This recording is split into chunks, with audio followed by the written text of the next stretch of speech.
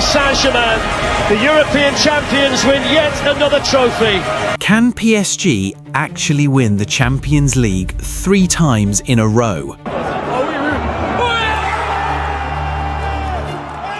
Think about that question for a second, because just a few years ago, the idea of PSG dominating Europe like Real Madrid would have sounded ridiculous, but today it doesn't. PSG have now won the Champions League back-to-back. They've just won the UEFA Super Cup back-to-back, and somehow they look even more dangerous than they did when they won their first European title. So here's the real question.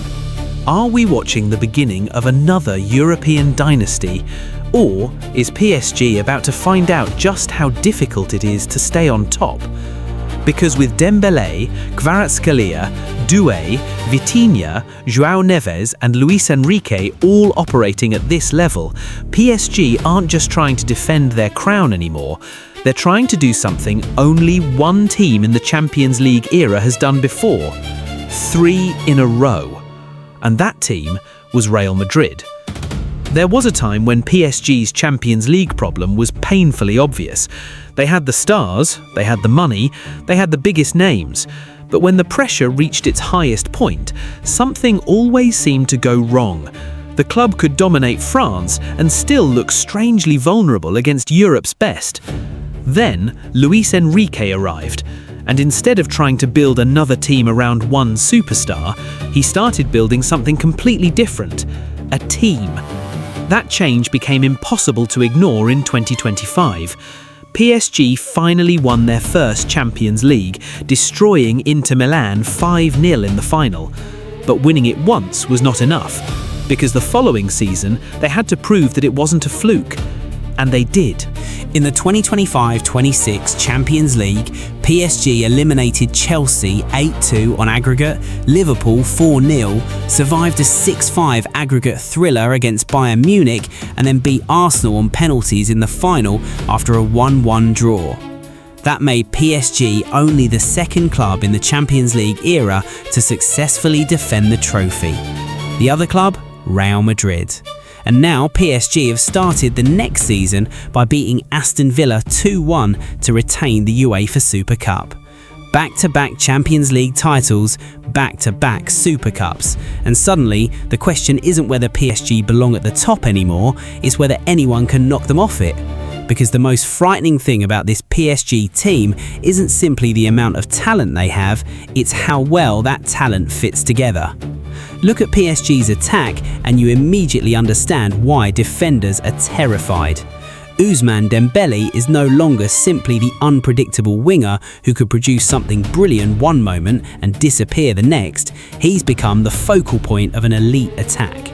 UEFA's technical observers included him in the 2025-26 Champions League Team of the Season, and he was instrumental in PSG retaining the trophy. Then there's Kvaratskhelia, and this might be the most frightening part. Kvaratskhelia isn't just another talented player added to an expensive squad, he has already become one of the best players in Europe. In the 2025-26 Champions League, he scored 10 goals and provided 6 assists. Those numbers were good enough to put him among the competition's top scorers and assist providers. And UEFA's technical panel went even further, naming him the Champions League Player of the Season. Then there's Désiré Doué. He's still young, but he's already producing in the biggest matches. Against Bayern Munich in the Champions League semi-final, PSG didn't need Mbappe. They didn't need Neymar. They didn't need another global superstar to rescue them. They had Doué, they had Kvaratskhelia, and they had Dembele. And they had a midfield capable of controlling the game behind them. That's what makes this team different. PSG aren't dependent on one player having the game of his life. If you shut down Dembele, Kvaratskhelia can hurt you. If you concentrate on Kvaratskhelia, Doué can punish you. And if you somehow manage to slow all three down, you're still dealing with a midfield that can take control of the match. Vitinha is the perfect example. He's not necessarily the player casual viewers notice first, but he is one of the reasons this entire machine works. He was named in UEFA's Champions League Team of the Season and was voted Player of the Match in the final against Arsenal. Alongside him, João Neves gives PSG intensity and ball-winning ability, while Warren Zaïre-Emery gives them another young, technically gifted option. And then is the defensive structure. Akram Hakimi gives them an attacking weapon from right back. Nuno Mendes provides explosiveness on the opposite side. Marquinhos brings experience, Willian Pacho adds physicality, and suddenly you realise something. This isn't a team built simply to score more goals than everybody else. It's a team built to control games. They can press, they can keep possession, they can transition quickly, they can attack through the middle, they can overload the wings, and they can punish you when you make the smallest mistake. That is what makes PSG scary. Because even when one part of the team isn't working, another part can take over. And behind all of it is a manager who has already proved that he knows how to win the biggest trophy in club football. Luis Enrique has now won the European Cup 3 times, once with Barcelona, twice with PSG. That puts him in an extremely exclusive group of managers alongside Carlo Ancelotti, Bob Paisley, Zinedine Zidane and Pep Guardiola. But what's interesting is that Enrique doesn't appear to be finished, because he has already accomplished what PSG had spent years chasing.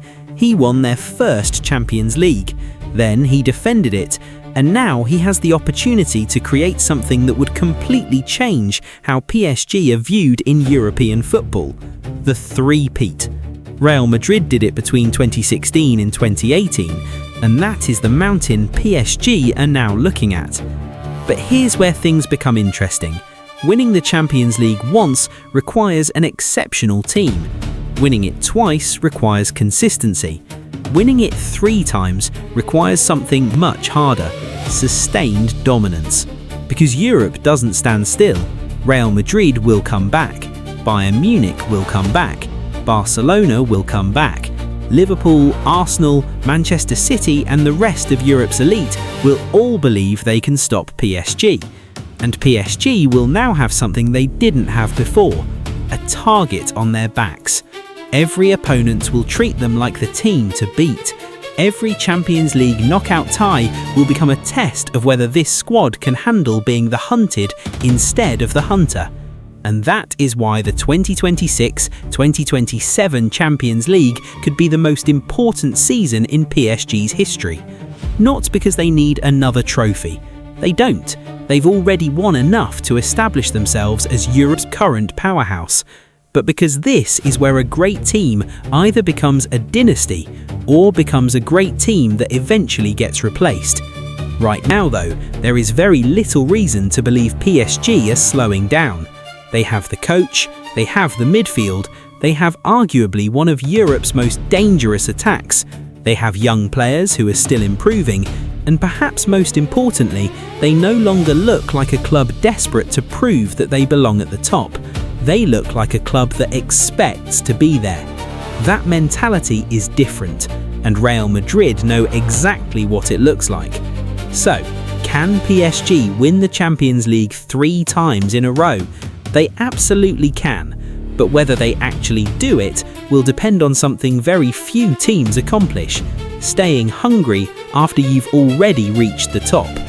For now though, PSG have started the new season exactly where they finished the last one, with another European trophy. And if you're a supporter of one of Europe's biggest clubs, there is probably only one question left: who is actually going to stop them?